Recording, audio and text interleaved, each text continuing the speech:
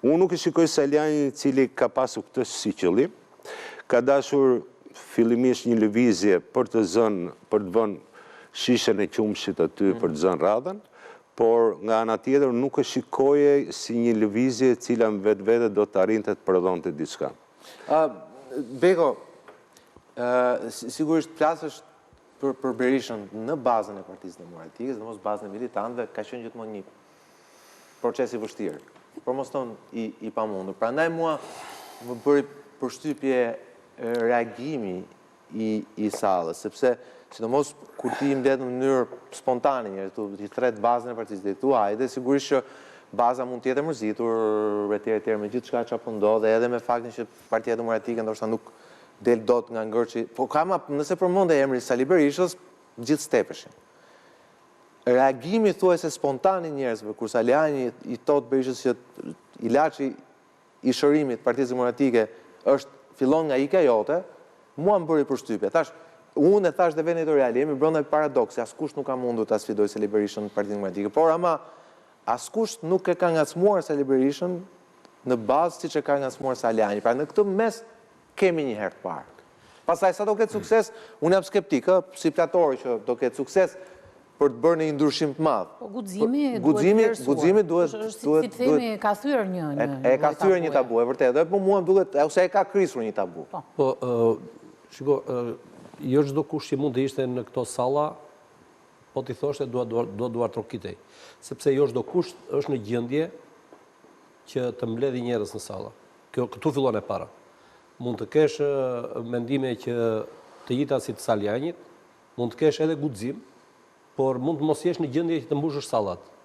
Edhe këtë aftësi Saliani e ka krijuar dhe kjo duhet vlerësuar, si japi parë. Tani vetëm është aftësi organizative apo është karizëm politike sipas teje? I ka të dyja. Unë e njoh mirë Salianin, si organizator, edhe unë e di që është brenda Partisë Demokratike. E ka treguar në zgjedhje, po. Ka mbështetur që në fillimet e veta që ku konkurroi me Forumin Rinor, dhe ja kam parë aftësi, dhe nuk e kam mbështetur kot. Unë edhe disa të tjerë si kryetar Degësh në atë periudhë e kemi mbështetur sepse kemi parë disa cilësitë e ky njeri, që të tjerët nuk ja vinin re ose ishin aq cinik sa që donin t'ja mohonin ato, por ai gjithmonë ka dhënë prova që i ka zotruar. Tani me aktet e fundit, duke qenë se bëri një burg dhe vetë Berisha investoi figurën e Salianit tek militantët, duke quajtur një figurë të martirizuar nga qeverisja. Sot e ka quajtur është opozita që duam, me ironi, Salianit. Pra, opozita që i duhet Ramës. Tjetër gjë se shtot sot Berisha u flas në një moment caktuar, kur Berishës i duhej një ero, dhe ja ndihmoi profilin e Salianit tek militantët. Tani me këtë kartë Saliani natyrisht ka drejtën e tij që të shkojë dhe të krijojë një komunikim politik me militantët, sepse është dhe momenti kur militantët janë njësoj të zhgënjur nga Berisha, ndoshta edhe më shumë, siç ishin në periudhën kur Berisha u kthye dhe bri foltoret në raport me Bashën. Pra, ata prisnin fitonte PD-ja, Basha nuk ju dha fitoren, Berisha e shfrytëzoi këtë moment, doli dhe u tha për 6 muaj, po të mbështesni mua në krye të PD-s, unë rrëzoj Ramën. Saliani po shkon, por nuk flet me gjuhën e Berishës, dhe këtu është ndryshimi, po flet me gjuhën e një njeriu normal, shumë qetë, do të thënë paraqisë tezat e tij. Tezat e tij kanë ardhur në crescendo, atje ku ne kemi pritur, me gjithë, do të thënë kompetencën time, mund të them që dhe dijenin time, siguroj dhe zotin Nesuri e tjerë, që në fillim Saliani nuk ka dalë për të vënë një shishe atje për një... S'ka në gjë dhe nësë është ajo, normal është. Po të isha ashtu do t'a thoja, por ka dalë që në fillim me idenë që të fillonte ajo që shpreu, demokratizimi Partisë Demokratike, energjizimi saj, dhe pasaj në rrugë sipër, natyrisht duke rritur profilin e tij politik, sepse në momente krizash, në momente boshllëku, në momente trubullirash lindin liderët. Dhe Saliani natyrisht e kapi momentin e dur, dhe nuk është pak edhe kjo, të kesh nuhatjen.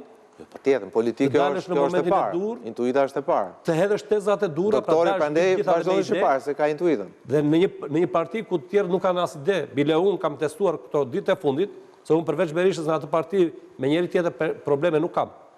Kam testuar figurat që janë pas Berishës që unë mendoja se ishin moderuara dhe mund të komunikoje me ta. Është e pamundur, nuk komunikon dot. Janë tjetërsuar si njerëz. Dhe vazhdojnë e besojnë realisht, ne mendojmë se ata i qëndrojnë atje se s'kan çaj bëjnë Berishës, Po ata e besojnë realisht që vetëm Berisha mund të mësojë Ramën. Paktën këtë Po nuk e thonë atë. Tani se thonë as të më. Jo, nuk e thonë as këtë, se më parë Po mirë, paktën janë më të sinqertë, paktën janë rreshtuar edhe tjetër në emision. Pa përjashtim të gjithë çka sot antarët të kryesisë Sali Berishës, hiq Tritanshehun me edhe flamunokën e këta që i dolën që në fillim, gjithë tjerët që kanë shkuar atje te Sali Berisha, që në momentin e parë më kanë thënë që bravo të qoftë për lëvizjen për qëndrimet që mbani, sepse ne po kemi sa detyrime të doktori, por ne dim që i bllokuar doktori kështu nga amerikanët, nga ndërkombëtarët, nga shqiptarët se dua nuk do vej gjatë dhe do të rriqet vet. E kupton? Mirë, po jo sot kanë filluar dhe kanë ajo që kemi thënë, po hyre tek Berisha, ty hin me mendjet e tua dhe del me mendjen e Berishës. Ata sot janë tërësisht e mendjes e Berishës. Prandaj meritet Saliani të shkojë demokratët, militantët, ata të cilët e kanë kuptuar që Berisha i gënjeu, i përdori si instrumente për të realizuar qëllimin e tij personal që ti the PD në dorë, pasi u provua që jo nuk i fitoi zgjedhjet për 6 muaj, po s'fitoi as kur erdhi dita, vakti për të votuar nëpërmjet votës dilte, dhe për më tepër që e mban Partinë Demokratike dhe prandaj u duar trokit. Nuk ka më budallën tani. Ai është në krye të Partisë Demokratike, jo legjitim, është i paligjshëm. Dhe demokratët e dinë këtë gjë. Statuti nuk ka asnjë justifikim, jo më voti zgjedhjet, as më voti zgjedhjet. E ka uzurpuar Partinë Demokratike e përdor për interesin personal. Dhe tani ata që kanë kuptuar dhe kryesisht janë të rinj dhe intelektual, janë aty në sallë, Eduard Trokasin, edhe me gjithë thirrjen e fundit që bëri Berisha që shpërndau e mbylla, që shpërndau përsëri thirrjen që mos shkoni në takimet e Salianit sepse është krimi organizuar që i organizon dhe i mbështet këto takime, sallën ai e kishte plot me demokrat. Me demokrat. Po lami me që deshe pikën. Jo, doja të thoja që përtej kritikave që ne mund të adresojmë ndaj Zotit Berisha, dy janë momente që do thoja unë mund të shtrohet analiza. Zoti Berisha jep dorëheqje duke rritur presionin nga brenda ose duke ushtuar presionin nga jashtë.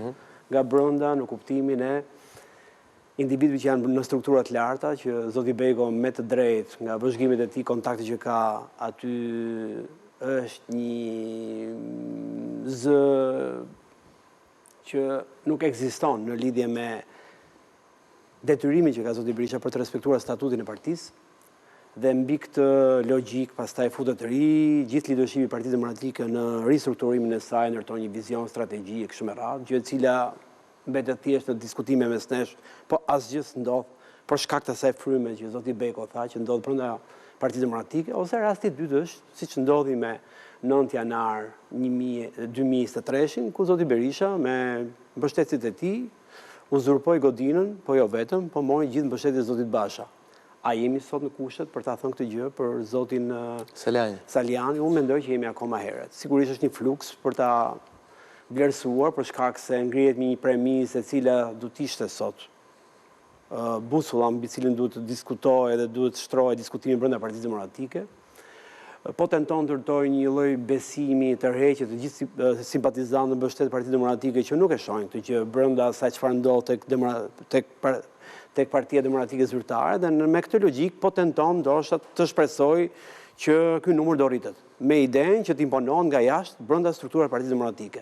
Nëse nuk arrin këtë numër, i cili është i domosdoshëm për të sjellë ndryshimin, atëherë ne mbetemi thjesht në nivelin e diskutimit për ta parë me simpati dhe ndoshta për të shpresuar që një moment tjetër kjo lëvizje të kthehet në një frymë, në një masë e cila do të arrijë të detyrojë të ushtrojë presion që strukturat brenda Partisë Demokratike të dorëzohen, të reflektojnë dhe secili nga ata të dorëhiqet. Por nuk kemi këto kushte. Arseta, gjithmonë e më shumë në 3-4 vitet e fundit, edhe në biseda me ndërkombëtarët e tjerë, tek cilët Partia Demokratike mbetet në fokus interesi, duke përfshirë Shtetet e Bashkuara, cilët unë mendoj që e konsiderojnë një investimin e tyre historik Partinë Demokratike, dhe pavarësisht se sot kanë një qasje tjetër të ndryshme dhe për arsyet e veta, gjithmonë ka epizod truar vitet e fundit